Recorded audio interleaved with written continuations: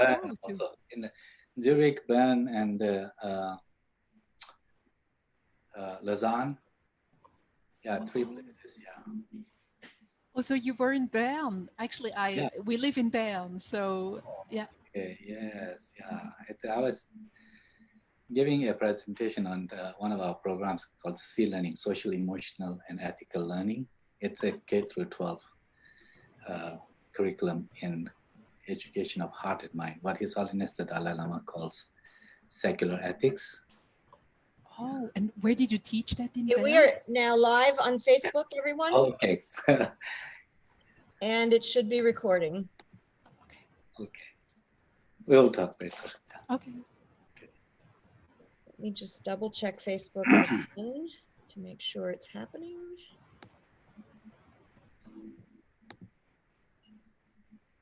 Okay.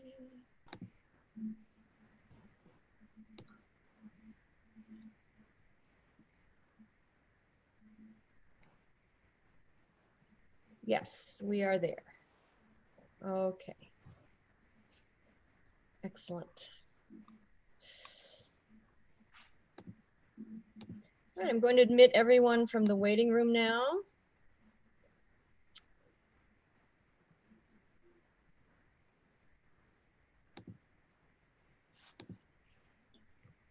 Everyone is currently unmuted, so you can greet one another. Hello, hello. Hello. Hello, everyone. Let's look at the chat.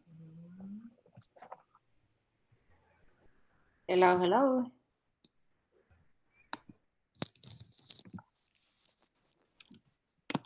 Anna, namaskar.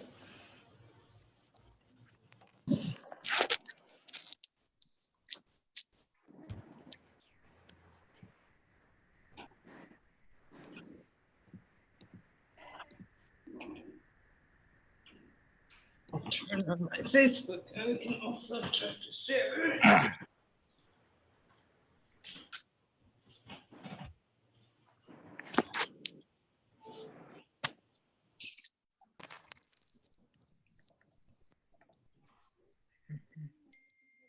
बेटा racket किधर है?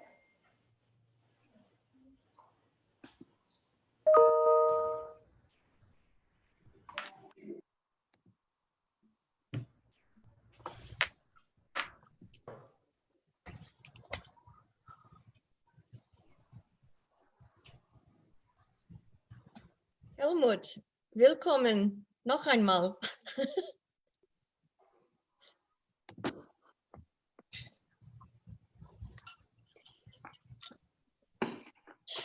आज तूने अंधेरा करके मारे हैं?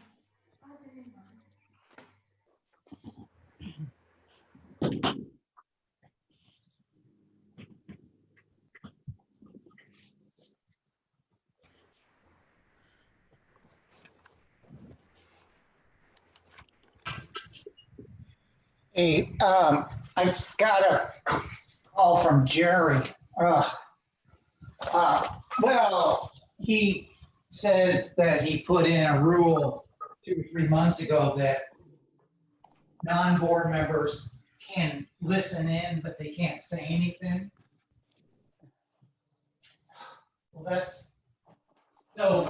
I didn't know about that. Are you, Robert, are you speaking about IASC? Because we all invite your participation. You'll be able to discuss. Yeah, hold on for just a minute. I'm gonna mute that. I'm going to check my share on my Facebook also. See who else would like to join us.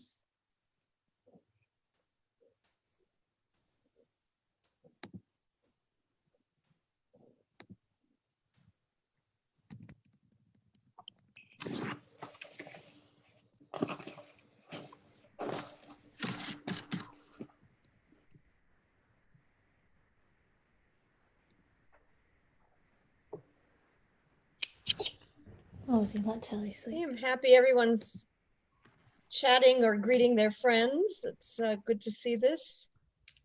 this connection we're creating among ourselves.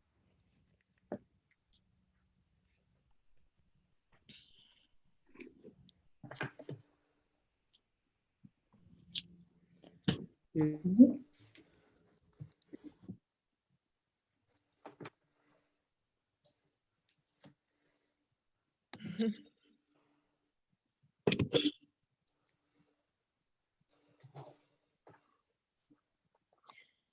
Okay, I'm going to now mute everyone except the presenters and turn it over to Dr. Claudia Colli-Reifenbach, who is our moderator for today. Thank you, Pam. Welcome, good morning, good afternoon, good evening. Welcome to the fourth and final session of our web Oops. in light of COVID-19 from the perspectives of different religious traditions. Our session today will be recorded and we are also live on Facebook. In the last sessions, we had many viewers on Facebook, so welcome to the greater audience. In the last 3 sessions, we discussed the question from a Muslim, Jewish, and Christian perspective. Today, our focus is on Buddhism. The webinar series is organized by the International Association for Spiritual Care, IASC. My name is Claudia Colli-Reifenbach, and it's my honor to serve on the governing board of the IASC. If you are not yet familiar with our organization, please find more information on our website and on Facebook. Please consider becoming a member of the growing scholarly network of the IASC. Later on, we will have another series of webinars beginning in January, discussing the topic from different professional perspectives. So stay tuned. For today, I'm very excited. We have 3 excellent scholars. Professor Lobsang Tenzin Negi. He is the Executive Director of the Center for Contemplative Science and Compassion-Based Ethics at Emory University in Atlanta. He also serves as a professor of pedagogy in the Department of Religion. Professor Negi is a former Buddhist monk. He reached the highest academic degree granted in the Tibetan Buddhist tradition. Afterwards, he completed his PhD at Emory in 1999. His interdisciplinary dissertation centered on traditional Buddhist and contemporary Western approaches to emotions and their impact on wellness.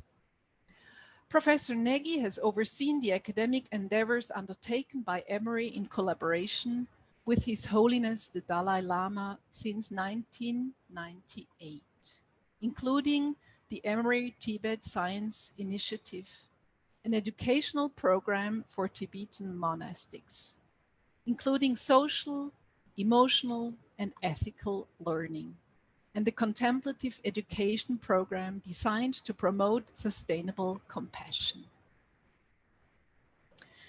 Our second speaker will be Professor Chikako Ozawa de Silva.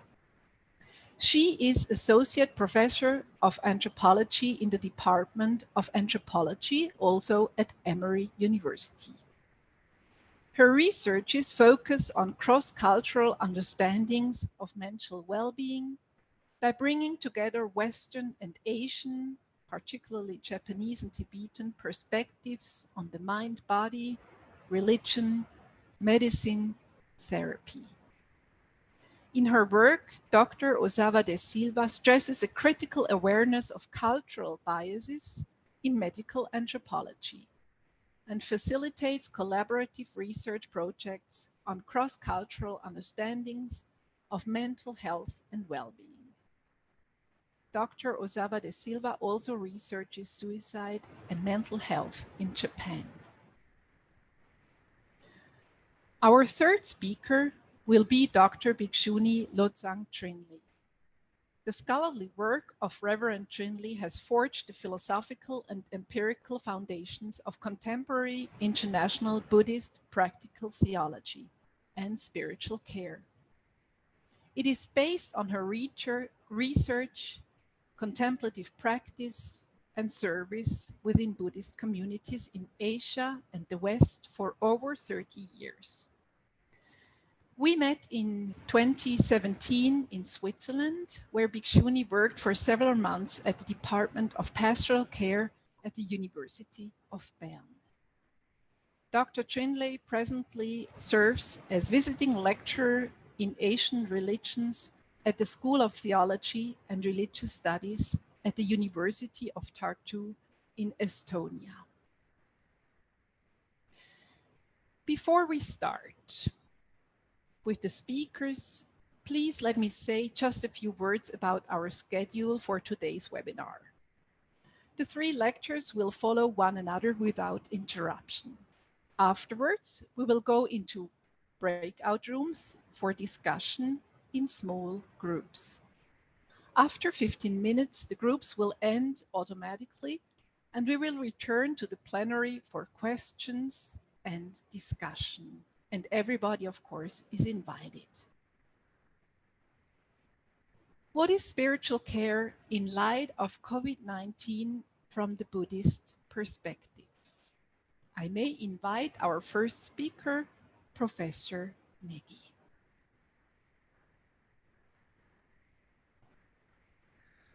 Thank you, Dr. Colley, and thank you to the International Association of Spiritual Care for this wonderful opportunity to be part of this great panel and to be with my colleague at Emory, Dr. Ozawa De Silva, and Bhikshuni Lobsang Tinley, Dr. Tinley. It's really a pleasure. And good morning or good afternoon, evening to everyone participating from the various parts of the world. Yes, I am, as Dr. Colley mentioned, I am a Buddhist scholar. I was a monk for many years, about 27 years actually. Went through the monastic training and came to Atlanta in 1991, and that's where my introduction in a kind of more formal sense to the Western culture and philosophical and scientific traditions, that's when it began. So the topic for us today is spiritual care in light of COVID-19, and this panel is on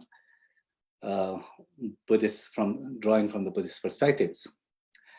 I would like to just present briefly a few of the insights or the resources that Buddhist tradition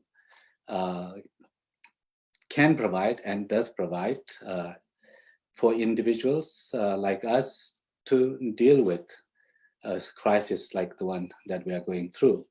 Number one, I think when crisis like this happens, it's very natural for us as individuals to feel very unsafe. You know, that is when our lives are threatened, when we don't know whether we will get infected with this deadly virus, whether our loved ones will get infected, you know, and what would happen to us in such a situation. The kind of this instinctive reaction, or this, you know, like that, there is a fear to it. It's natural. I mean, it is natural. It's not something that you know, we cannot really not have in this situation. But from the spiritual perspective, you know, we should see what we can do, as the psychology also provides some tools here. In the Buddhist tradition, there is a practice called refuge, you know, going for refuge. Why do we go for refuge? We go for refuge when we are in, you know, in some kind of threat, right? You know, like that. If we are ill, you know, some kind of illness, we don't know what is causing and so forth, what the treatment and so forth, we go take refuge in the medicine and the doctors and the nurses. in the Buddhist tradition, we have something called the going refuge to the three precious and sublime jewels, the Buddha, the Dharma, the Sangha, like that. And like all the religious traditions, Buddhism as a religion certainly, has the quite extensive practices to, attuning to or calling on or this, turning to such sources of refuge or the protection, those three precious and sublime jewels. This kind of practice, where a practitioner, when you attune to, you bring your attention to such, sources of protection, and to the degree that you can really attune to, you can connect, emotionally and mentally, bring like a sense of that connection and felt sense can be very helpful. And modern, psychology, also presents the evidence of that, how when we connect to some source of, safety and security, it is very, very healthy for us. It helps us deal with those kind of unpredictable or the uncertain situations.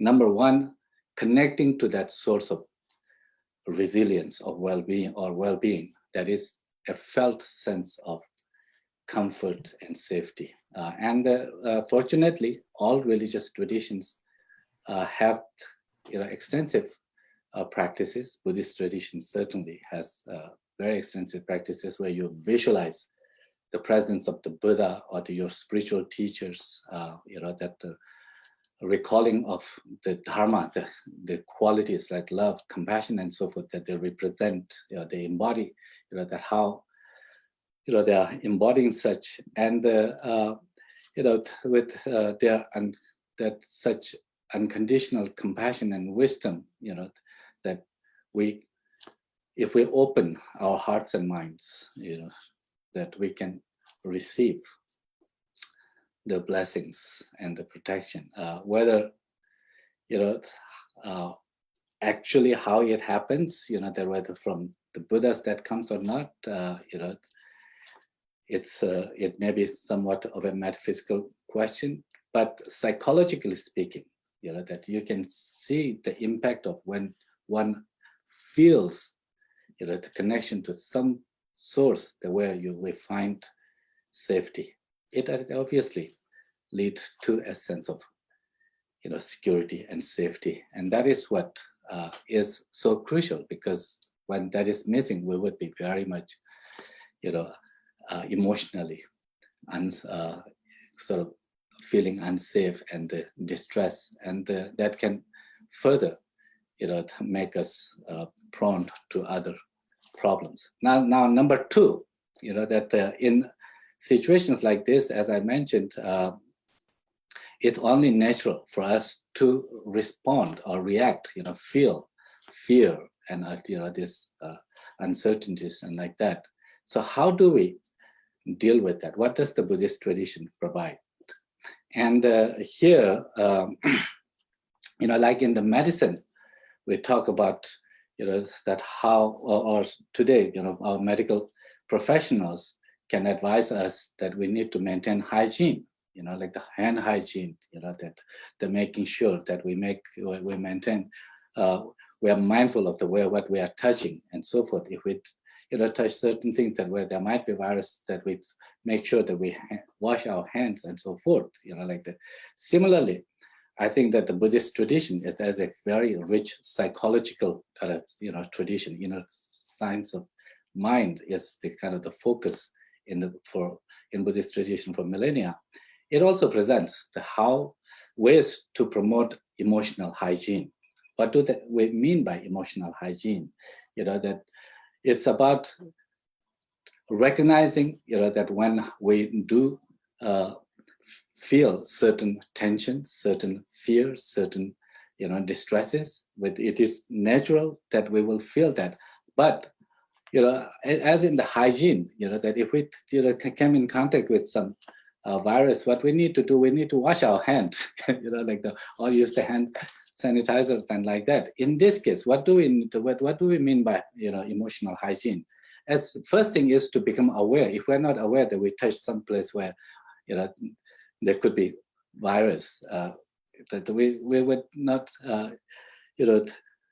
go about washing our hand. But so awareness is one part. Awareness of what's happening inside, what's happening out, what we are feeling, and so forth.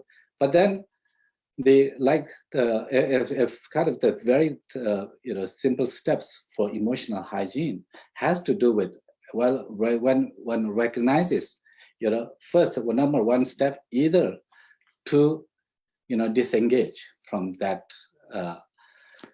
feeling or emotion that one feeling, instead of just sitting with that and then make this little impulse or the little spark become just big forest fire of emotion, but rather learning to kind of have that choice to redirect our attention to something like that, something that is comforting, something that feels safe, or just something that, like, on one's own breath, that you may have heard about mindfulness of breathing, bringing attention to the gentle or the natural rhythms of our own breath, and just kind of sitting there, and that keeping our attention, resting at our attention with that in breath and out breath. By disengaging from what is distressing us, what kind of emotion what kind of feelings that we're feeling, can be step number one. The other part, like that, how do with this pandemic, COVID-19, we're talking about, how we need to make sure that we maintain social distance, wear our masks, protective masks, and so forth. Similarly, that in the practice in the Buddhist tradition, unfortunately, we are, this disease is something that kind of requires us to go against millions of years of evolution. That is that we are social beings. We seek connection. That we kind of really wither without the association of others, and that sense of and I know that my colleague is going to present about the loneliness, so I won't go into that. But we are social beings, that when we have to stay away from others, and it naturally is going to lead to many of the social, also emotional problems. It will exaggerate. So spiritual practices, like compassion, that in the Buddhist tradition, is about building that connection. That we can, using our own, the conscious state of mind, to deliberately, we can attune to our common humanity, that what are common to us, we can attune to, human condition of ourselves and others. That if we can do that, like us, other people around us are also scared, afraid, that they are also having the same, worries and fears about, and struggling with the same. They want to be safe, and in such ways that if we can connect to that, we can, buffer, or that we can, in some ways, this sense of kind of loneliness, and with that other emotional distresses that come, we can minimize that, mitigate that. But also another major part in this is, interdependence. That to really highlight it, not only we are, similar in the sense we share the same basic aspirations, goals, and dreams, and so forth, needs, and so forth, but also we are interdependent. Look around, like that, how, countless people that going out of their way, they're at the risk of their own health and the safety and their loved ones out there, it's to keep us safe, keep the communities, safe and protected. We can attune to, that from the Buddhist perspective, that cultivating gratitude and compassion has to do with by making visible those countless ways that we are receiving benefit from the people around us, and the many people that who we may not know. But when we connect to, their lives in terms of what difference they are making, in our lives, that we will naturally have this sense of gratitude, which is characterized by a sense of, warmth and tenderness. That emotionally will be very comforting, very helpful. And then the final thing, just I would say, as my time is, coming to end here, one of the things that we can, from the Buddhist tradition, we can learn has to do with,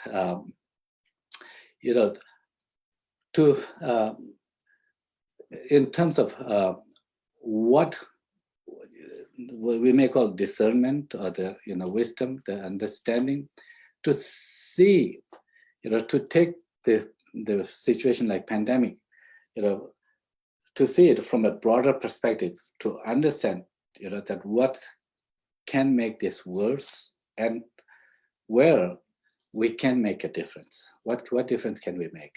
And that's where I think that, wearing mask, that making sure that we don't go inside where a lot of people and without masks and so forth, keeping social distance. What we can do has to do with the, our own agency. Instead of kind of focusing on what I cannot do, but rather seeing what I can do, and seeing that even wearing masks when it is necessary, it is a contribution towards the greater good, for slowing down the spread of the virus, the giving scientists and doctors the chance, the time to develop, treatments and the vaccines and so forth. If we can, can engage in from that perspective, what we can do, even small steps, making sure to make wearing masks, washing hands and so forth. These are all towards, something greater, a meaningful contribution. Then we will not feel so helpless, that we will have a greater sense of meaning and purpose in life. All of these contribute to our psychological well-being and the quality of life. Thank you so much.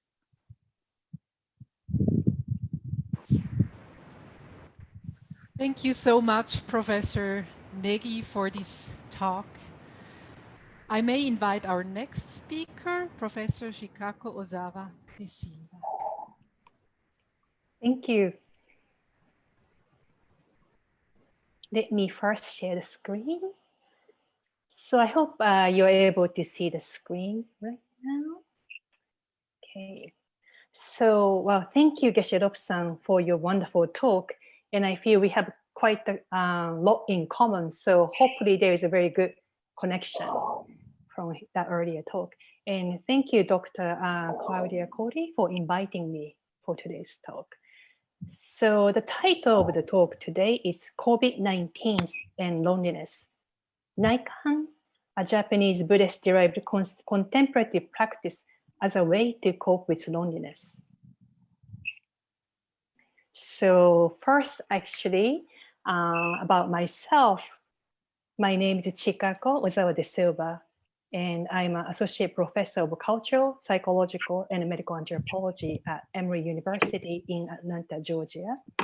And I'm a colleague of Dr. Geshe-Rob-san Negi at Emory. And I teach and research cross-cultural understanding of mental well-being and mental illness. So I studied and taught Naikan, a topic I'm going to talk about today, as well as suicide among young Japanese and loneliness. A new book titled The Anatomy of Loneliness is coming next year from University of California. So the theme, what is spiritual care in light of COVID-19, made me think about what kind of challenges we have been experiencing during COVID-19 since mid-March. So clearly, loneliness has been one of the most highly expressed challenges for many people. Most popular social media discussion forum Reddit has threads on loneliness, such as titled COVID-19 and Loneliness. Loneliness, most common stressor during COVID-19. So as you're seeing, this is a 2016 New York Times article. So even prior to the COVID-19, loneliness has been increasingly recognized not merely a personal issue, but rather a social and public health issue. UK appointed the Minister of Loneliness in 2018 as an example. Loneliness is more harmful than smoking, obesity, with regards to its negative impact on both physical and mental health. And now loneliness has been even more serious issue during this COVID-19 time. So next slide shows the most recent article from the New York Times, why we reach for nostalgia in times of crisis. So the author of this article says, ever since the coronavirus lockdown began, I've been longing for my past. And she mentions how she has tried to reach out and reconnect with her old friends from high school times. So loneliness and nostalgia have an intimate connection. Remembering the past, that brings us a sense of being connected with others and feeling safe. These are antidote to loneliness. So here there is this Japanese contemplative practice called Naikan that focuses on remembering one's past in a very specific way to restore the sense of connection. So let me describe what this practice is. So nai literally means inside, kan means looking. So naikan literally means inside looking or introspection. The aim is to gain insights for oneself and others. So the image you're seeing is the typical naikan space. So clients spend 1 week to recollect, re-examine their past in a relational context. So Naikan was adopted by Yoshimoto Ishin in 1941 from Mishirabe, a practice of true Pure Land Japanese Mahayana Buddhism, and secularized this practice into the current form of Naikan. So Naikan remembers or revisit our past, but always in a relational context. And therefore, it is known for restoring our sense of social connections. Naikan also focuses on remembering kindness we receive from other people. So this increased sense of gratitude that is key to happiness and positive mental being is often attained from this Naikan practice. Naikan is a kind of mindfulness practice, being mindful of kindness from other people. So talking about mindfulness in a historical context, sati, smrti, drempa, these all mean holding an object in mind, recollection, or retention according to the traditional Buddhist sources. Mindfulness usually needs to take an object to be mindful of, such as mindfulness of right action, mindfulness of kindness. So, Naikan is a recollection of kindness of others, can be seen as a mindfulness practice that accords with traditional accounts. So in 15 minutes short talk, I cannot explain what this practice is in an extensive way, but one distinctive method about Naikan is in terms of how we remember our past. We are asked to follow these 3 questions. Question 1, what have I received from this person? Second, what have I given back to this person? Third, what troubles and difficulties have I caused this person? So I often say the first 2 make sense. It's like receiving and returning. It's reciprocal. You know, what did you receive? What have you done in return?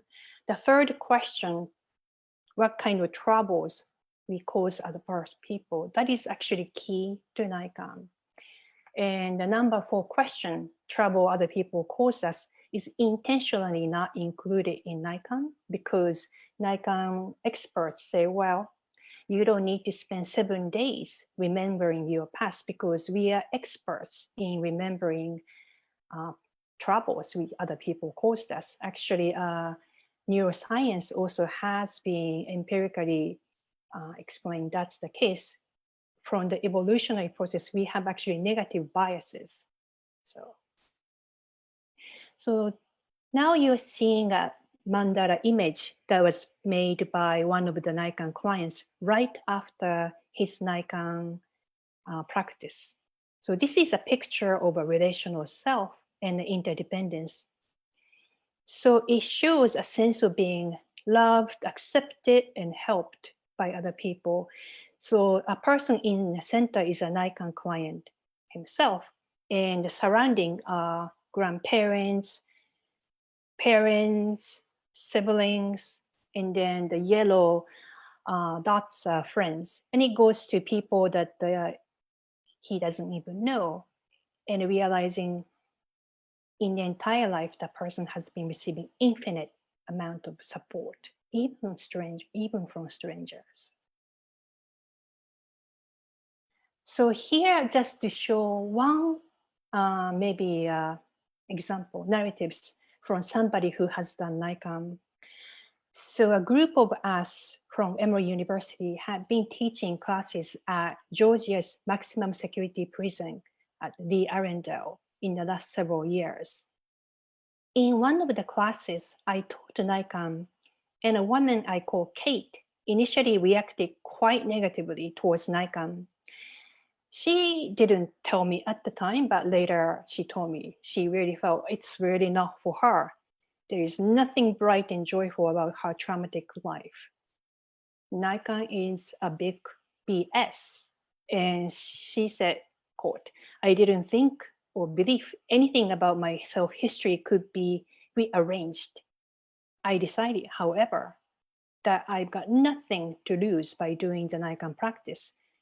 So she actually committed spending 100 hours of doing Nikon and eventually extended that to 200 hours. So this is what Katie said right after her Nikon. From the ages of 7 to 19, I was sexually and physically abused by the dope man with my mother's consent. At 19, it finally ended. I took my mother's life and lost mine to the system. The story of my mother's struggle, heartache, and loneliness is indeed a very sad one, especially since I'm just now looking at it from her perspective. All of these things opened my heart, my eyes, and my memory, giving me a chance to reflect not only on the horrific things that happened to me, but also on the fact that I was well fed and clothed, and that my mom had issues that she obviously felt were bigger than she was. Forgiveness for my mom is coming with me being able to feel compassion for her and for how she must have felt and why. I decided that unforgiveness was like slowly committing suicide, and I'm not ready to die. My continued healing process comes from forgiveness, which the Nikon practice has been a roadmap in helping me get there. So basically for her, she has been in prison at the time when I met her for 20 years. So she went through the phase of hating her mother, strong grudge toward her, but she realized it is her who has been suffering from this intense sense of loneliness, sense of disconnectedness, sense of being abandoned from her own mother. And she knew hating her mother was not going to restore this kind of mental ache. And from her practice of Nikon, she remembered that her mother has fed her, loved her, took her to amusement parks, all the actually positive memories that she has forgotten, suppressed. And with loving memory, she feels now she feels actually connected with her mother, and therefore she felt now she is not trapped in the past, but finally be able to live in the present moment. So in a conclusion, Naikan in a way is a very simple practice because it's all about asking clients to remember their past in line of these three questions. So that is aimed to gain insights into oneself, others around us, and therefore realizing our own cognitive biases towards others and ourselves. So that's why the founder of Naikan, Yoshimoto, used to say, Naikan is a way to happiness. I also say Naikan's double focuses on remembering one's past in relational context and focusing on remembering kindness one received from others really means gaining insight into interdependence, a topic Geshe-Robu-san was also emphasizing. When we can gain the insight into the interdependence, instead of the feeling of I am my self-made person, I'm independent, I'm not relying on anybody. What happened is the naturally increased sense of social connections and gaining a strong sense of being loved and accepted increased the sense of gratitude. Therefore, it increased sense of social connections. So perceived sense of social connection is the opposite of loneliness because loneliness has been understood as a perceived sense of social isolation, not actually the physical isolation. So meaning even during this COVID lockdown, even though we cannot meet people, if we can increase this perceived sense of connection, that's the best antidote for loneliness. So in terms of that, a few practical tips I think that Naikan can provide for us, because it's not that we have like 1 week to do Naikan, we don't have that kind of schedule, but perhaps focusing on the ways we are supported, such as what are we receiving from others? What are we giving back to others? That kind of perspectives might be very helpful to increase a sense of interdependence, connectedness, and therefore gratitude. Thank you so much. So now I will stop my shared screen.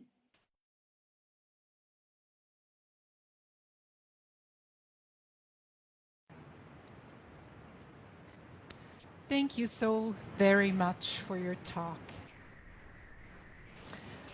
We turn now to our final speaker, Dr. Bhikshuni Tringley.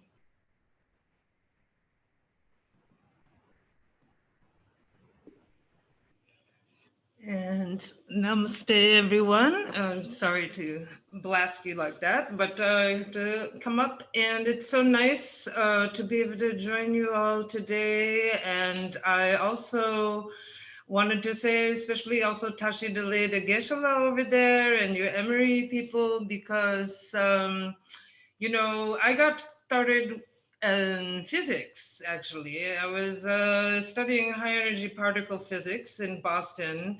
And I actually had my first Geshe teacher was late Geshe Lobsang Jampa, was Larampa Geshe from Uganda and Jiangse, who had come to teach us in Boston. And at the time, actually, the Professor Sarah McClintock and former Professor John Dunn, who really formed so much of the Emory program, they were finishing their PhD at Harvard at that time. And I also was a former, you know, of some attendant with another person to Geshe Lobsang Jampa, and he actually had gotten a cancer, you know, and he died there in Boston, and I was one of his students. It was quite a painful situation, but he really inspired me because he showed how, having had, you know, 40 years of daily practice and study, at the time at the end of life came, even he was completely removed from his home country, his mother tongue, all the monks in India and Tibet and his family members, his foods, his favorite things, you know, just all for the sake of teaching us in the United States. I saw how those practices and blessings of His Holiness Dalai Lama and all the others, you know, kept him in a state of real peace and composure through that whole process of letting go. And so for me, I had dedicated, you know, the best way to repay his kindness would be to surf. And so I went down to Sera Monastery in South India and was teaching science. So when Geshe-la was coming to the United States, I actually had gone to India on Sera Ganden Lubra. I was helping Labdra Gegen with the young monks and in Lhasa, and then did some retreat training. So almost 20 years in South Asia, including hermitage training in Solukhumbu in Nepal. So thanks to His Holiness the Dalai Lama and all my teachers for that. So here in my presentation, I'm going to share more from a bigger picture point of view. And so for that, I would like to share my screen and let you join my presentation that I've prepared. And I have a couple of pieces to it. And so I'm talking about what just Claudia, thank you so much for organizing an International Association of Spiritual Care to allow us to think about this. But this is really a historical moment for Buddhism in the history of Buddhism. And I hope to highlight some of the aspects and then come back to some of the points which the others have mentioned also. So I didn't have a lot of time to take data from different people for this presentation, but in the short time we have managed to get something to share. So the main point I wanted to make was, you know, before we start getting into the details, is that this time of the virus in the Buddhist schedule has coincided with the Tibetan New Year and the Vesak and the Sakadawa time. So this is a time of very amplified Buddhist study and practice, typically in Buddhist culture. So it's kind of a confound that, you know, if we ask people, are you practicing more meditation or prayers or whatever, then they're already doing more of that anyway because of this time of year. But that's okay, just bear that in mind, you know, that's the case. So I was looking into what I'm interested to know in terms of experiences overall, self with respect to others, Buddhist spiritual care factors, which follows on research, which I have done before in Buddhist contemplative community in Darjeeling with the Drupa community of monks at Sangha Choling, Gompa. And so then also looking at the engagement and connection and care and compassion. So these were the main things I'm trying to find out and help share today.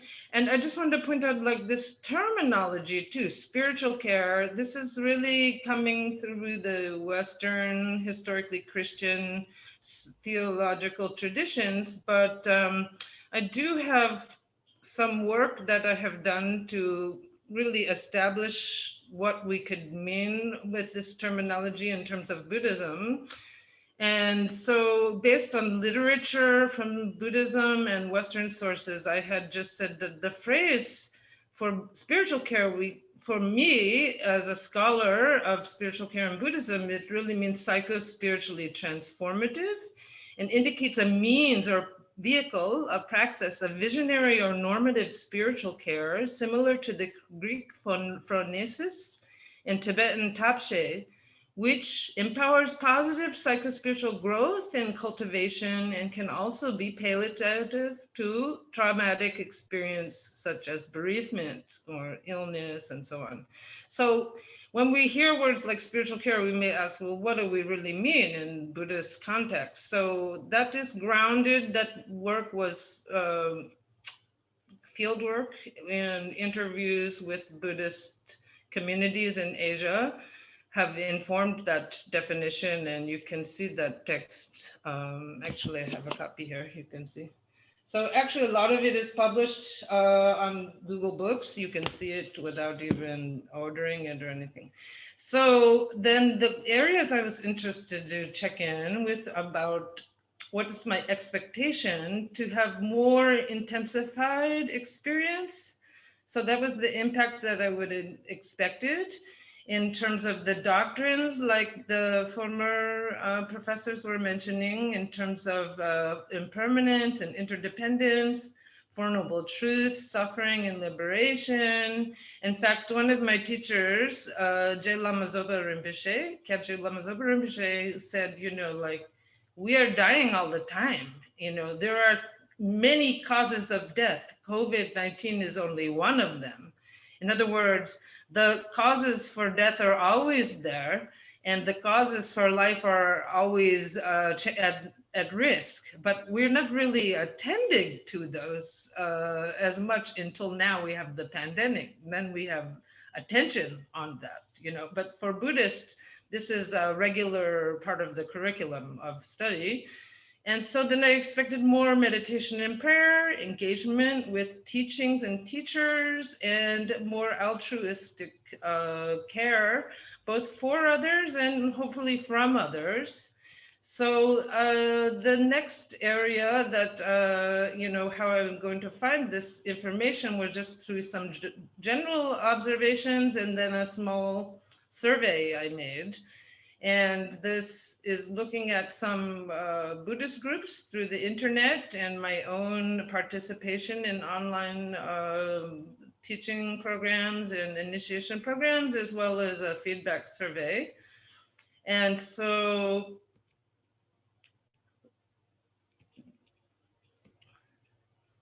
that is my first survey is here.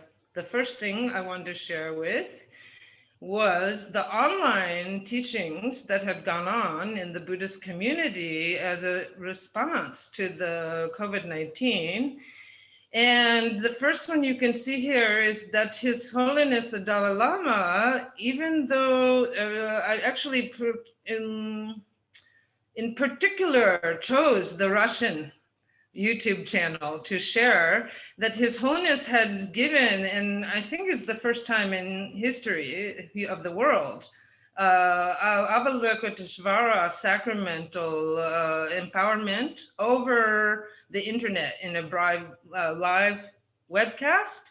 And if you look there, you can see 16,000 people joined in, and that's not, that was in the live broadcast in May. And so that was really like the first time I'd ever heard of actual video broadcast for a Wang or initiation in the Buddhist Vajrayana tradition, which is to have a sacramental permission to practice a certain meditation. In this case, was a form of compassion Buddha, Avalokiteshvara. So this is a quite historical event in the history of Buddhism, and it also opened the door for others to do similar types of programs. So Garchen Rinpoche, as an example, there are so many others, but these were going on, you know, while the Western countries are fighting and arguing with all of the different people about the, you know, like Russia gates and the politics and all of who's got their money and all their investments, and they're arguing over the material wealth and everything, and how it's distributed and ending wars. In the meantime, the Buddhists across the world, from Russian, English speaking, South America, India, Nepal, they're all joined together. We're not separated. And so we should bear this in mind when we feel like political frustration. And this was similarly the case in the Garchen Institute. So Garchen Rinpoche had a number of programs that had live webcasts and oral transmissions.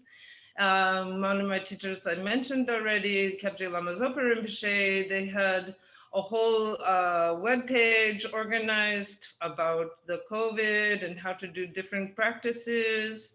And then they organized a whole video series of live webcasts that Lama Zopa Rinpoche did from his own room in his monastery in Kathmandu in Nepal. And then aside from this kind of traditional type of teaching programs, also a lot of Buddhist organizations were active in actual social service. And so the Live to Love organization, inspired and founded by His Holiness Gyalwang Drukpa, that is actually an international organization. And so they were doing all kinds of relief, especially food distribution and mass distribution in India and Nepal. And they're active in so many countries you can find. And then similarly in Solukhumbu, where my hermitage is, the Namche Youth Group, actually in the Namche Youth Group, most of the people in the group are actually older guys in the middle-aged guys, but out of respect for elders, they're considered youth. But anyway, they're lodge and hotel owners. So they have lost thousands of dollars, tens of thousands of dollars in the tourism trade. But what they didn't really worry about it, they just went back to their traditional habits, which was similar when there was the earthquake a few years before, and go and do restoration projects. So I don't want to interfere with my internet connection to zoom in here, but actually here he's painting this mural on a stone wall, which is a public rock face that people trekking in Solukhumbu will see these images on the rock face. And then here they're carving and repainting the Omani Pemhong. You have to look here, there's these guys on the ladder. So they went to work doing the restoration projects basically, and then also distributing masks and all that. So that is the first piece, which is the general observations. And then the next part, I wanted to just actually go out of my Zoom presentation to show you from here. And I had given a feedback survey, and it's a little slow to load up, but from Estonia, the internet is not bad, actually. They call Estonia for electronic type of engagement. And can you see, Claudia, the screen okay? Yes. Okay, so it's a little slow to load. I didn't, it's a little low, but okay, so it's coming in, and actually there were not so many responses yet because I only was able to share it recently. But usually in like structural equation modeling for social science research, more than 21 responses is enough to do statistical surveys. So that is basically research. And so I can show you the actual results, which the software prepares. It's got to send it back and forth through the Zoom connection. So it's a little slower to load, but here we go. So basically in my research in in Darjeeling, that was regarding contemplative Vajrayana puja practice, so a contemplative liturgy practice. And so I did research and got some idea of what it meant, what we could say is the meaning in a Buddhist context for spiritual care. So here for this little survey, I have got quite a few responses, mostly in Estonian region, some from India, in Nepal, Taiwan, Europe, some in USA also. So it's a pretty wide distribution. And so here we can actually see some of the results. I'm sorry, it takes a little long to load. If I shut this one, maybe it will faster.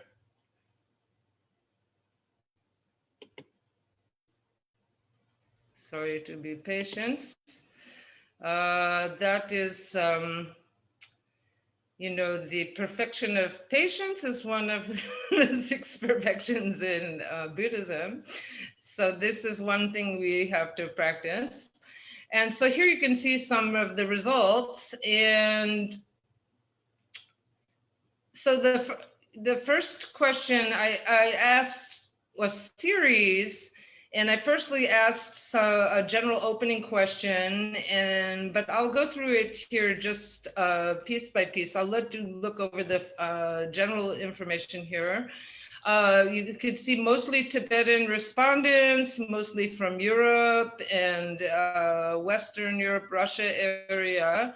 So I had asked about spiritual care factors, which I had discovered in the previous field research. And so basically people had said that their experience of flow experience from moment to moment was not changed much, but there's some close, you know, 47% said, yeah, a little bit increased. So like I said, some of this could be due to the Sakadawa also, sense of being interdependent person, self. Some were increased, some had decreased, but also many the same. So pretty split up there. Experience of moments of transcendence were still not changed much, and a little bit of increase. Offline engagement with Buddhist teachings, not changed too much. Offline engagement with Buddhist practices were not changed too much. Care of self, not to change too much, but again, this is kind of increased also, 42% said.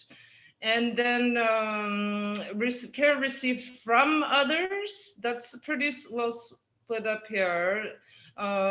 Decreased and not changed too much, and increased. So kind of a diverse section. And then I just have to move, I have to move this picture, sorry. So here also, going back up the other side, just so I can see on the screen, compassionate care of others, very much increased, but I mean, the most majority said increased, and connection with fellow Buddhists about evenly split up, not changed too much, but some said decreased. So this, I think, is connecting to the other doctor, Chikako, you know, in the loneliness. There's a sense of connection with fellow Buddhists decreased there. Online engagement with the practices, not changed too much, which is interesting because we've seen a lot of increase in services online. And so that might translate to, you know, like into financial difficulties for people investing and offering those. Online engagement with Buddhist teaching, that was increased, so more than the practices. So a lot of prayer services have been done over the internet too. So that's why I was asking about teachings versus practice. Emotional well-being basically said not changed too much, but fair number decreased. But these are low numbers of participants. And there are some follow-up questions I asked, and so we here can see some of the responses. Other ways you feel that your experience with Buddhism has been influenced by COVID-19. And so somebody said it's been influenced by the shift to online retreats. Many less computer-oriented teachers had to go online to see their students. And so it was interesting to see that. There's somebody concerned about white privilege. Being aware from Western Dharma centers has been a blessing due to the unresolved issues with white privilege and running an organization instead of fostering a Sangha community of inclusion, care, and respect. I've found more solace in the teachings, books as my Dharma instruction than I have in Sangha. I greatly miss Sangha, but do not miss racism that exists within Western organization format in its current state. So these are really interesting. Impermanence and resilience are much more necessary. Caring for others who need protection has increased feelings of compassion. I feel temporarily depressed about friends who have died during this time and have realized my attachment to helping their transition in person. The worldly dharmas I've chased have been able to be deeply analyzed during the lockdown and has caused a reassessment of the rat race for acquisition and what truly brings ultimate happiness and enlightenment. Generally, this situation, as well as all situations are good for Dharma practice, and COVID for me personally has increased awareness that life is precious, easily can be lost, and it's good to take advantage and practice. And then someone was commenting here about the media lies and all the propaganda and conflicts about there's just not the clinical data yet. And people running, especially politicians who don't have much background in science or statistics, saying all kinds of statements that don't have statistical basis yet. I was surprised how many fellow Buddhists didn't look into the depths of the pandemic and believe all the nonsense they heard on media. A heightened sense of impermanence, interdependent origination, and the karmic web we lived in. Okay, there's one more page of these results, and I don't have control over the way these are displayed here, but I think there's a couple more on the next page. But Juni, we have another 2 minutes. Okay, yeah, well, this is pretty much the end of it. There's not much left. Let's just see if it loads here.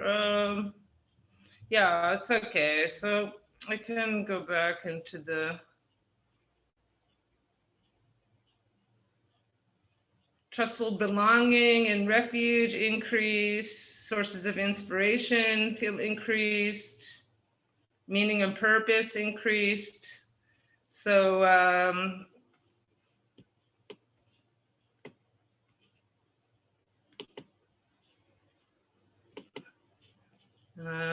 so there, I just want to move this out of the way. So that's basically that's basically the result.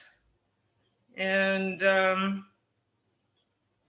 so that was, I just wanted to share those points that people have had. I think my expectation that things would be kind of amplified in intensity for people has been mostly true according to the majority of reports. And also there's been a lot of historical changes in Buddhism as a whole from this crisis. So thank you so much. And you know, we all have the impermanence and we have to be prepared so to make life meaningful by cherishing others and caring for one another. And even one point which the professor mentioned also about feeling interdependent. We know from Vanikanamo, in the Vanikanamo neuron that runs between the gut and the brain, we have millions of kinds of sentient beings, even in our body. So we are not alone.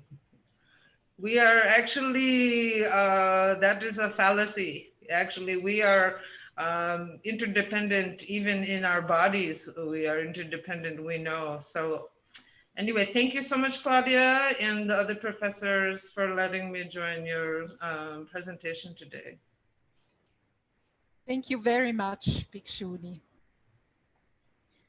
So now we're going to move into breakout groups. And I'm going to suggest that you all take a moment to look away from the screen, give your eyes a break, look at the farthest point you can to break your vision a little bit from the screen. And we're going to ask you to go into breakout rooms for about 15 minutes to talk about questions or comments that you'd like to bring back to the whole group in about 15 minutes. Claudia, anything you want to add? Maybe just make sure that you choose a recorder who keeps track and brings the points to the plenary afterwards. And you can also use the chat. And I'll just remind our speakers to not go into rooms. So we don't have to do anything else, right? We can just stay you just not stay. in the room. You need to leave the room when you get assigned to it. All right, so here we go. The rooms are going now.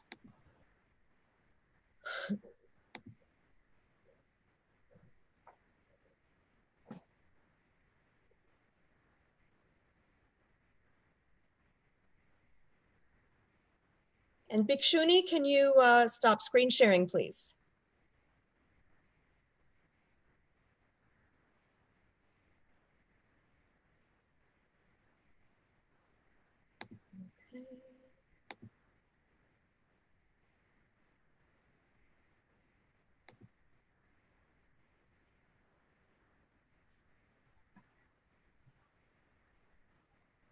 Hello?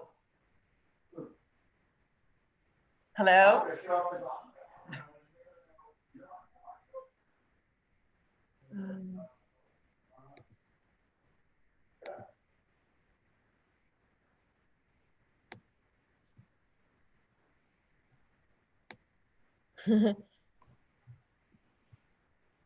So I guess I'm the only one back on the main.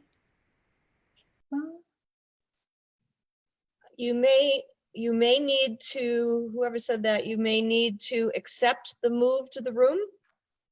There's a button that you accept. I didn't, I left.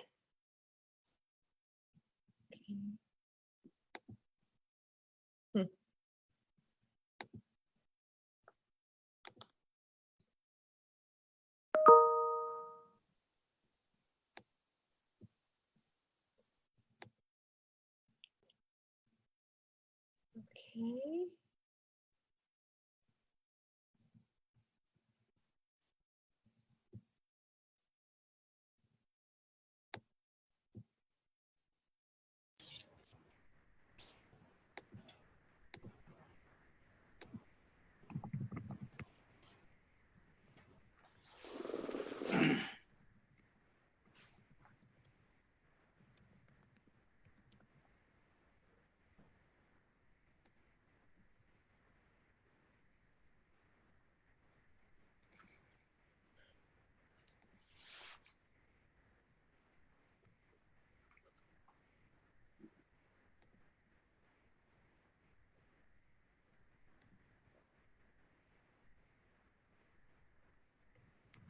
If you are still here and you're not a speaker, you should be confirming your move to a breakout room at this point.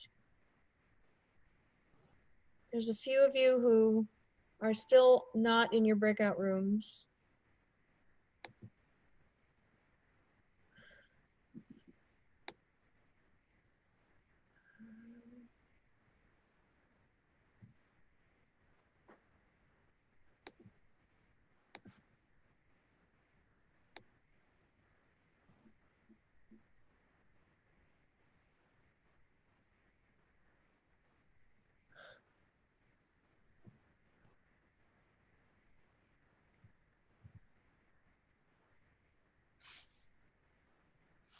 Okay.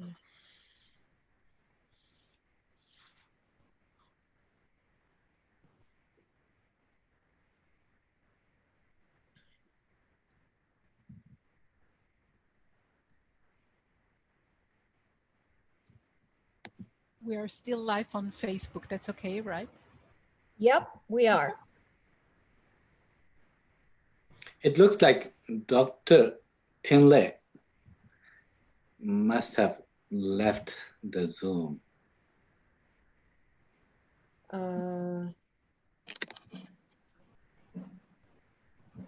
She may still be in a small group. We are still live on Facebook. That's okay, right? Mm-hmm.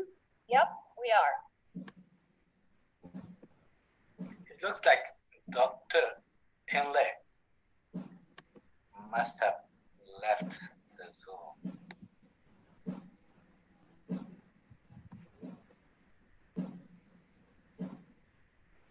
There she is. Here she is.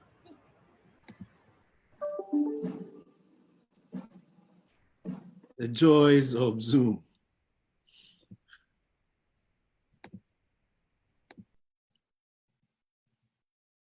I'm still trying to get people into the small groups who didn't end up assigned. I'm not sure why.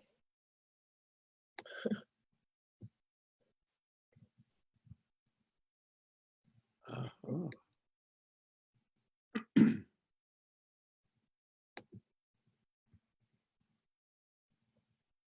Oh, we lost Bhikshuni again. I don't know what happened. There she is.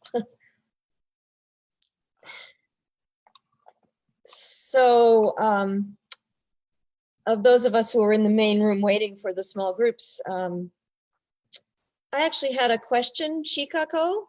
How do you compare the practice that you were describing to metta loving kindness meditation? It sounds like there's some similarities with remembering the benefactors and but maybe a big difference is thinking through someone with whom you've had struggles and then blessing them. But I'm just wondering if there's anybody has done any comparisons. Not that I'm aware of, but I think as you pointed out, I think the case of Naikan is it's easy to remember loving kindness from people that you already have positive feeling in a relationship. But I would say even with those people like your parents, if you have good relationship with them, are actually level of recognizing the amount of love from Naikan perspective is very limited because of our biases. With Casey's parents, because you are my mother, mothers are all to do this. So many people experience at the beginning, the fact maybe your mother has fed you all through the year so that you're healthy and alive wouldn't be something that they consider as the loving kindness they receive from their own mother. It does take Naikan. So in that way, Naikan has a very highly cognitive side to it. It is actually addressing our own cognitive biases, especially negative ones. And so I said it's remembering, but remembering and re-examining one's past. Because at the beginning, many people say, I received 3 things from this person. But toward 5 days into Naikan, it's like, oh no, there are 30 things that person has done. So it's due to the cognitive shifts. So I think for that reason, even somebody who harmed you so badly, you start remembering, well, that person is also a human being. And therefore, even that person has done something nice in a long-term relationship the person been having. So it's kind of, check-in balance so that no one is 100% evil. And you are also not 100% victim. So you have also harmed others. Even somebody who harmed also have done something nice. So I don't know whether that helps. I wondered also when Kate, the person in prison, mentioned forgiveness, how all of you thought about, that to me, that sounds like a very Christian category. And I'm wondering how forgiveness, especially as an activity, resonates at all with Buddhism, or if that's really more of a Christian overlay.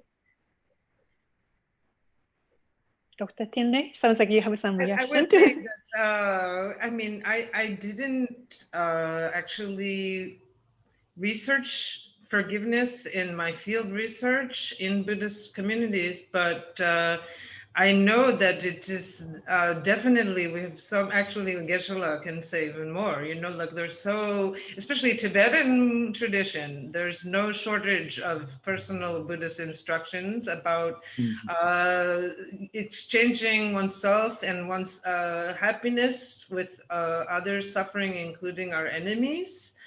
And this has come out even practically. Dzongsa Khyentse Rinpoche has a video clip telling the Buddhist students, you know, even if you don't like any kind of politician, you took the vow for the Bodhisattva vow. This is a commitment you have taken, even if they have horns on their head. No matter if it's Donald Trump, no matter if it's Hillary Clinton, this is the path you have chosen, he said. And yeah, so anyway, there's no shortage of teachings about that. But one point that I did find in my field research was that there was the sense of emotional and faith or confidence that, you know, I think Buddhist tradition stereotypically has a stereotype of a dry, rational,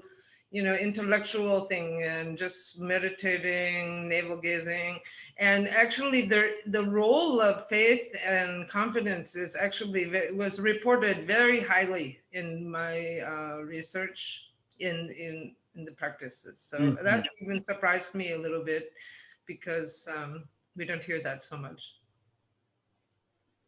for Buddhism. Yes, I was wondering, is that ongoing research, Dr. Bhikshuni? I'm applying for a grant right now to continue. Because of the earthquake, I couldn't get as many participants for statistics level, but really I was just trying to establish the qualitative constructs first. So, but I'm applying for a grant now, so. It's very, very, very interesting. I was, you know, I love to see, I mean, some of the ways in which practices have been affected. And I was very interested that there were so many where there's not much difference. Yeah.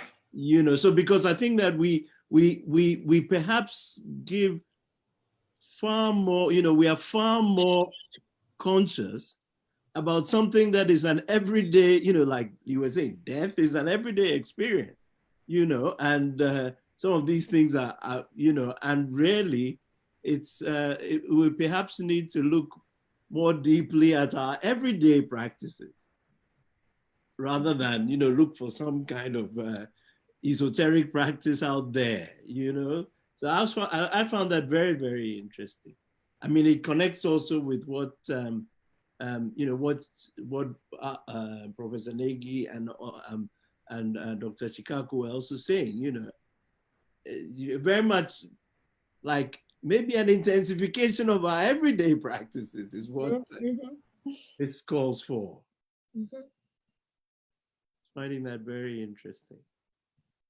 I have a question for Professor Negi. You talked about emotional hygiene, and to me it was so interesting last week in the Christian session, lamentation was such a big topic. Is it an aspect that is somehow relevant, or how would you frame lament?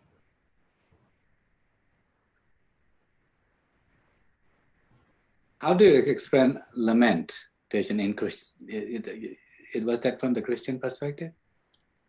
Like in the Christian session, it was such a big thing. Like I would say also for emotional hygiene, lamentation was so important. Yeah, but the lamentation, how do you, what is lamentation? Oh, maybe I need a native speaker. Grieving. Remorse and grief. Yeah. Sadness about things that have happened and wailing about it. Bewailing. Yeah, I think, you know, one of His Holiness the Dalai Lama, he talks a lot about emotional hygiene.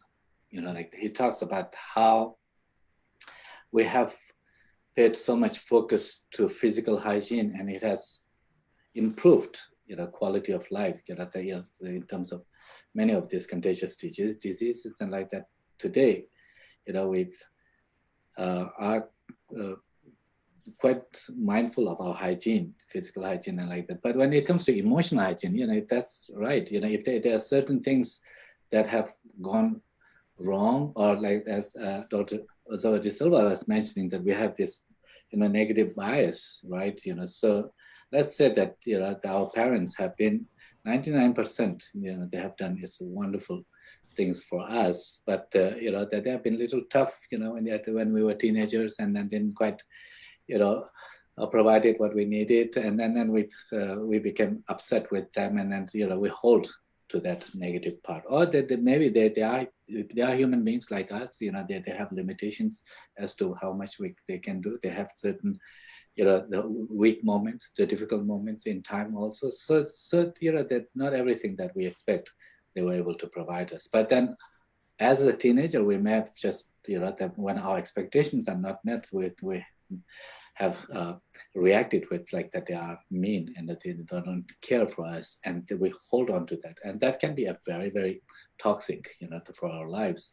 So spiritual practitioners, whether it's Christianity, Judaism, Hinduism, or Buddhism, I think that all have recognized the importance of this letting go, like to forgiveness, or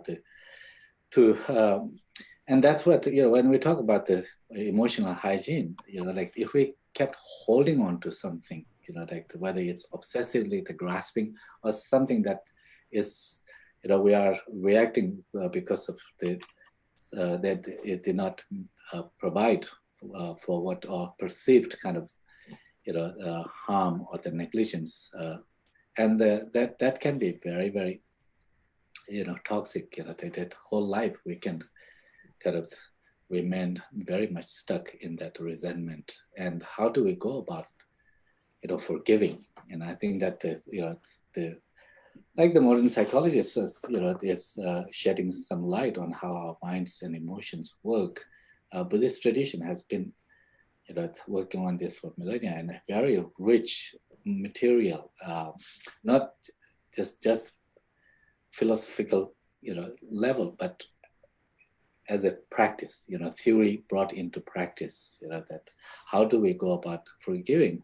And, like that, all, spiritual traditions have that, like that one of them is like, can we come to distinguish the actor from the action?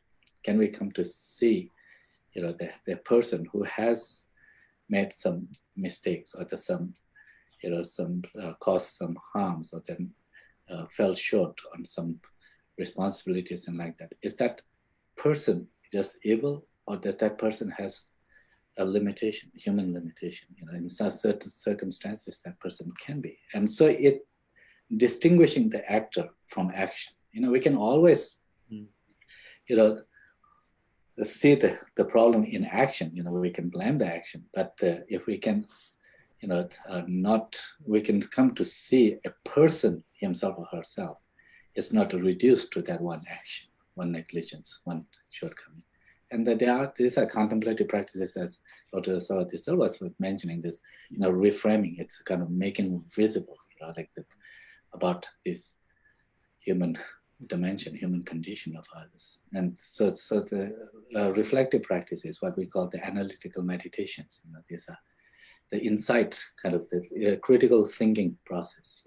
We have this evolved brain that is capable of, processing information, from indirect evidence and like that.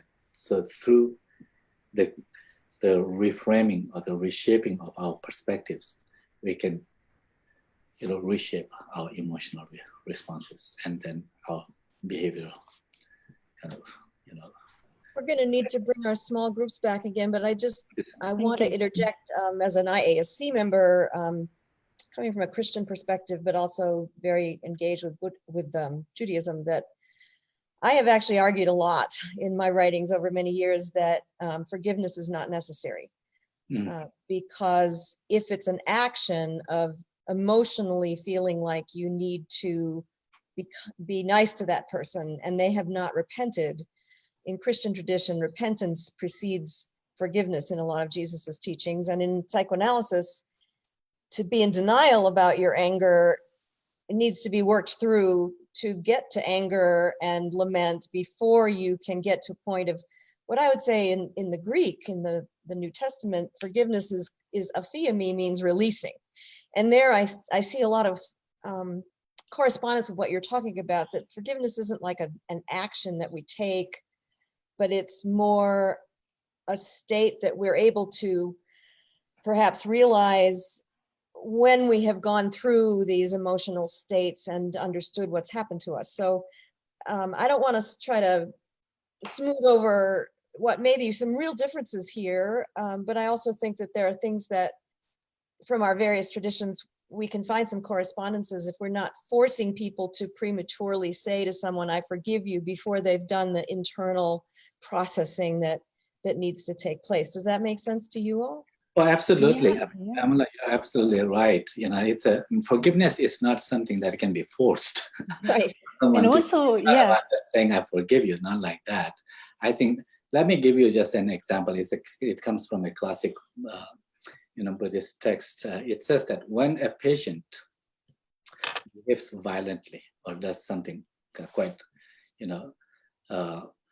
horrible under the influence of illness, does the physician, hate the patient, or understands where the patient is coming from, and therefore help? It has to do with the attitudes, that what kind of emotion the physician has, whether the physician would hate the patient or kind of have understanding, concern, that forgiveness, it very much has to do with how the patient understands about where the physician understands where the patient is coming from. So it's a spiritual work. I mean, it has to be, it's not, but I would say that forgiving is not necessarily dependent on the, that one who needs to be forgiven, to repent or to, to seek.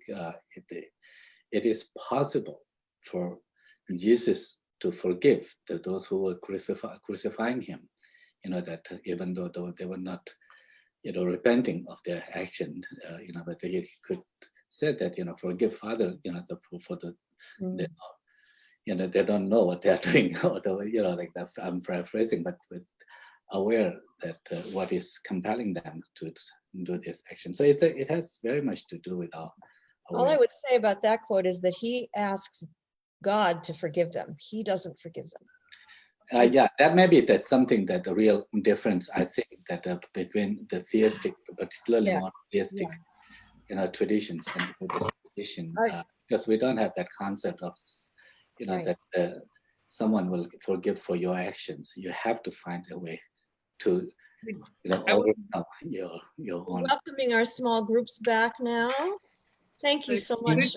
Have We had our own little, very interesting small group conversation here. So I'm going to turn it back over to Claudia for our final discussion.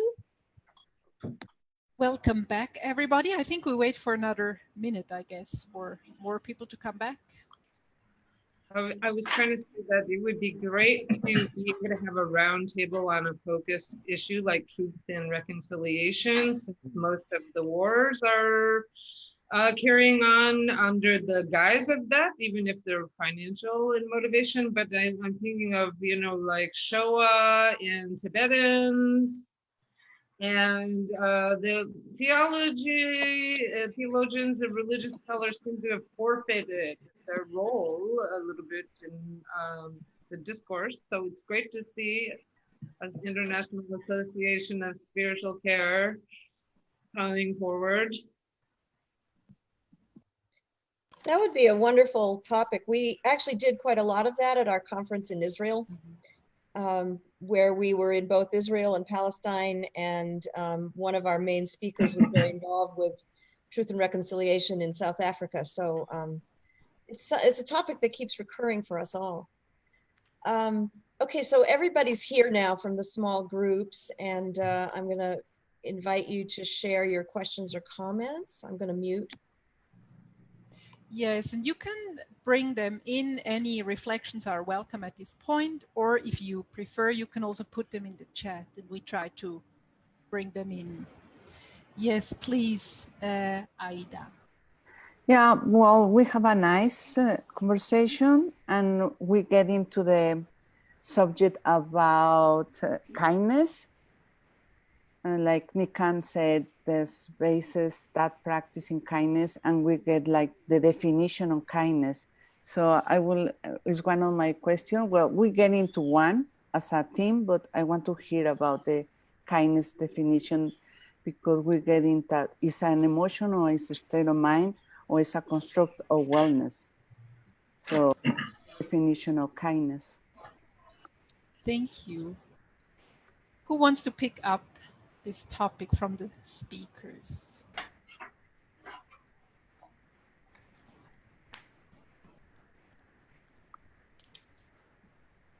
Well, normally the tradition is originating in Theravada with like Satipatthana Sutra and 4 foundations of mindfulness and mindfulness of breathing. And so loving kindness, at least the way that tradition gets taught in Tibetan traditions, always get a differentiation from compassion and loving kindness, or love versus compassion. And the way I've been taught about it. I thought there were small groups. We're coming back from the small groups into the full Right, group. but I thought the small groups were reporting back. There was supposed to be there's supposed to be one person reporting back representing each small group. So you want to finish your answer, Bhikshuni, or your? Well, I was just saying that you normally the way that there's a differentiation in terms of the wish for others to have happiness is the love and loving kindness side, and the wish for them to be free of suffering is the compassion side. So there's just a subtle tone variation there. But the metta practices of loving kindness, there you can find in Theravada. And access to insight.org has the full Theravada Buddhist scriptures in translation in English, so anyone can see those there. Thank you. For free download. In our small group, we started our conversation appreciating the concept of Nikon that Chikako shared with us. The whole concept of interdependence brought me back to a dialogue I was having with other Benedictine Oblates early in the beginning of the pandemic lockdown.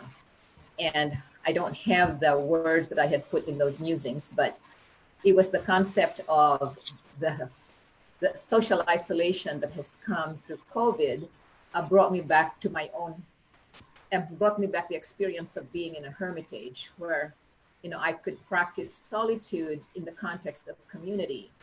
And the context of that is bringing all the people who have crossed my life into my prayer life and recalling the kindnesses and the relationships that I've had with them and praying for them in that context.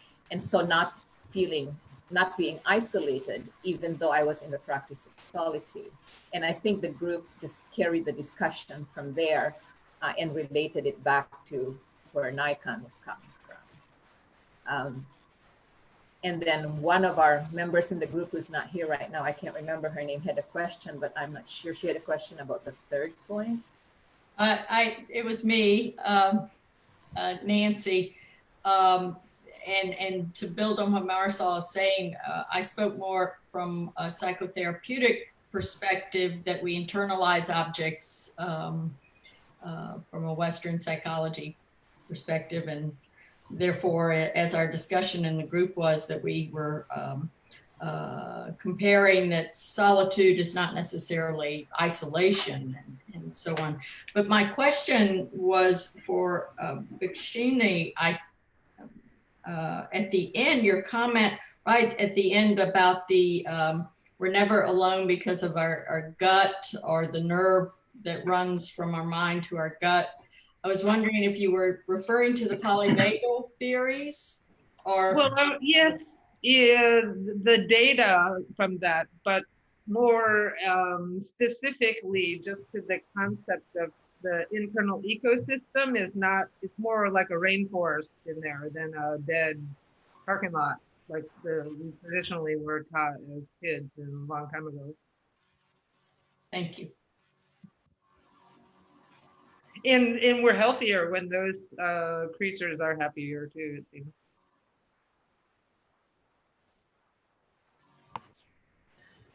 We have something in the chat from Alejandra. Do you want to say something about it, about forgiveness and repentance?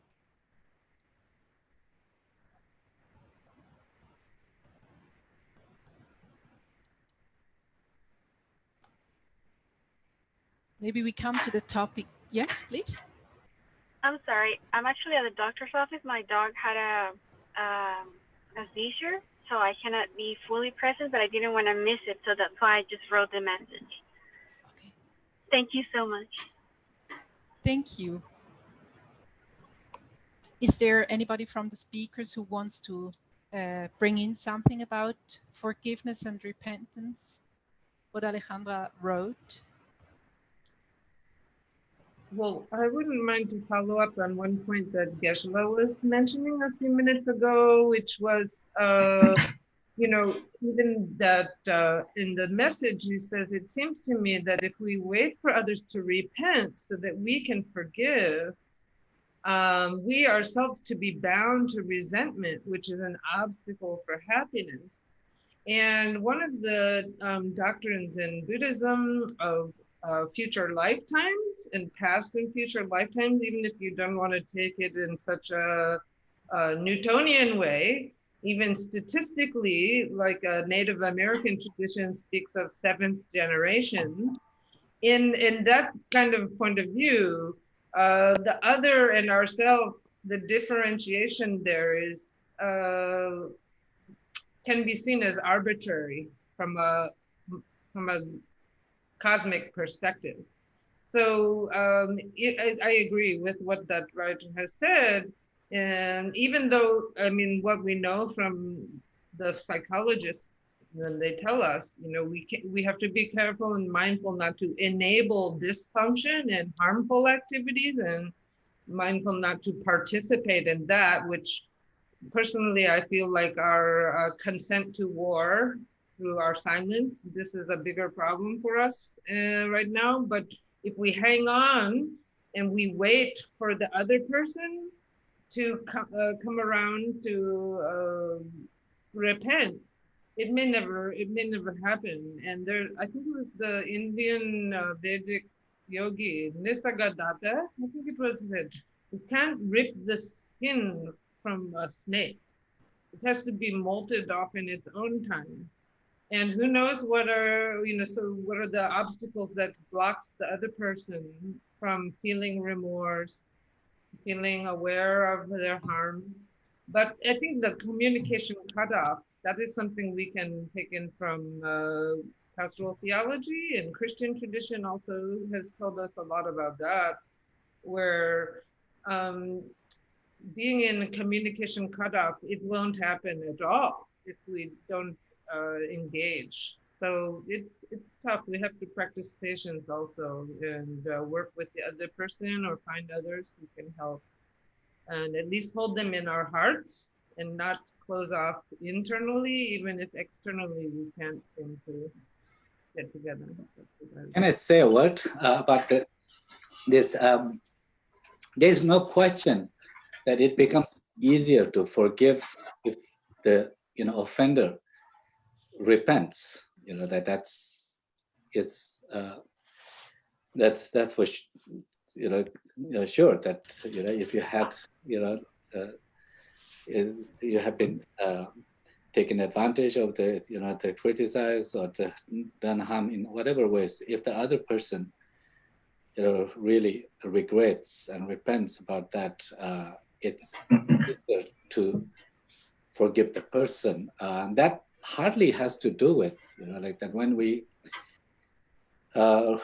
relate to the other person as a human being, that who is susceptible, who is vulnerable, in some circumstances to make the mistakes, that when you can connect with others as a human, with all those vulnerabilities, but not reducing the person to as evil, that for that one action that he or she has done, to kind of reducing as pure, evil, then it becomes easier to forgive. We have to humanize, when other person, if we can humanize it, it's easier. And like that, it's through their process, but also further practices like the interdependence and so forth, seeing that what we have received and all those things, when we become aware, it leads to this sense of warm-heartedness, that endearing feeling towards others. When someone is endearing to us, it's much easier to forgive of their offenses, of their negativities. And then at the end, forgiving from the Buddhist perspective, it is not about, totally relying on someone else to repent. It's forgiving is like an emotional state of a forgiver, and that what gives rise to the forgiveness are multiple states. One of them, I think that you can see that at least kind of initial impetus to that if one can also see that how it affects yourself. Buddha had this beautiful metaphor when he said that holding on anger or the resentment is like holding a burning coal in your hand. The tighter you hold, the more it will inflict harm. It will burn you. That if the best thing is to let go, but it's not like they just like the prematurely said that you need to forgive. It has to arise through this by change in our perspective of other person, by building those kind of the human condition, humanizing, and then leading to that, seeing that other person is also susceptible, also separating the person and his or her actions. If we can do that, the forgiveness is possible, even when the other person is not repenting, but repentance certainly makes it easier to forgive. Geshe, as you spoke so wonderfully and eloquently, just one point, because we have been already having quite extensive discussion on forgiveness. One thing I would like to add is actually forgiveness, what do we mean by that? Because I feel for many people, to forgive is almost like, okay, I forgive you. Let go, meaning I do not want to have any business with you. I parted. So I think that's also how the forgiveness is often thought. And there is a sense of being forced to forgive so that you can move on, but you don't have any warm, endearing feeling toward the person you're forgiving. I think that's what Geshe Lobsang is talking about. Even with this Naikan and its forgiveness, Kate said, well, not being able to forgive my mother was actually poison to herself because she has been drinking it over 20 years. She was not getting any better. That's why she ended up even trying a practice like Naikan. So ultimately, in at least the Naikan way, coming from the Buddhist notion of forgiveness, is it's almost like now you're seeing warm feeling towards the person. So it's not that you just want to move on, but you want to even establish a relationship. My spouse, Brendan Ozawa de Silva, is here as one of the participants, but he is quite expert on that aspect, which this Irishman, Richard Moore, got shot by the British soldier and being blinded, but he never actually had the hate towards the soldier, but instead he reached out and then wanted to establish the relationship. So his talk about forgiveness is very much in a line of I would like to have relationship with the person. Yeah. I can only say a little bit of what I've written a lot about this topic, but I feel that the word forgiveness still, perhaps when we're thinking about Buddhist tradition, has a bit of a Western or a Christian, it carries baggage that comes from a Western Christian perspective, that it's an activity that we have to do, and if we don't do it, we're bad. And from the Christian New Testament, the word is aphiemi in Greek, and it means to release.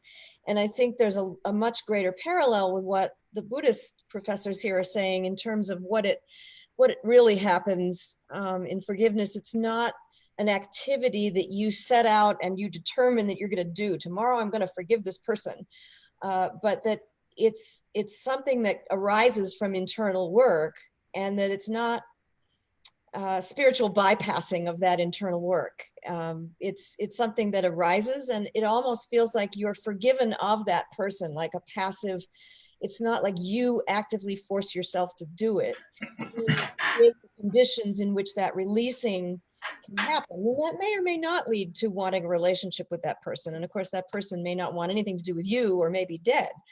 But there's an internal relatedness or compassion, I think, that's possible at that point, but you can't force yourself to do it. So I'm going to stop there, but I do think the word forgiveness has a lot of Western and Christian baggage to it, and perhaps finding ways of thinking about release is a better way of thinking about it. Like the word attachment, well, in psychology, attachment has negative connotation, but attachment in Buddhism is very different. So sometimes we have to, just be aware. One word does not mean what you assume what it means, right? I think that's a very important point, definitely.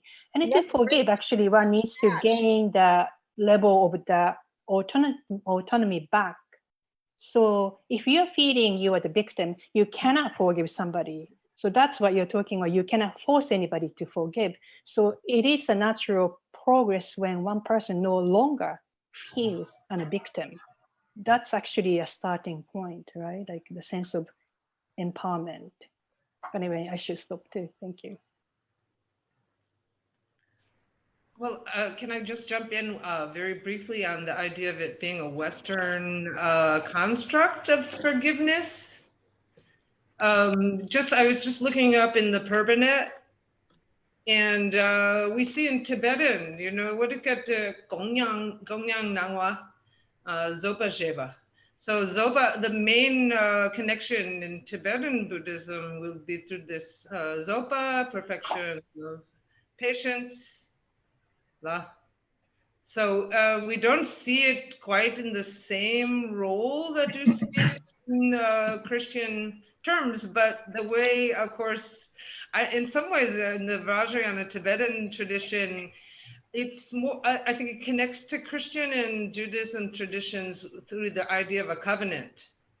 So when we have our vows and our precepts that we're going to cherish all living beings, even if it's an enemy, and who are we taking that precept with? That's the person, the Buddhas and the teachers, the Dharma tradition.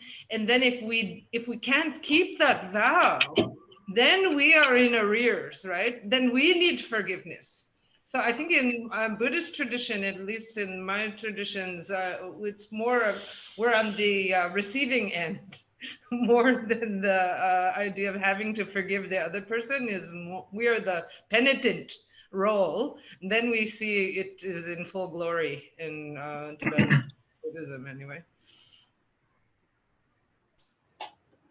Thank you very much for this lively conversation, and especially thank you very much our speakers, to Professor Negi, Professor Ozawa de Silva, to Bhikshuni Trinley. Thank you so much, all the participants that you were in the discussion. This was the final session of our series of our webinar.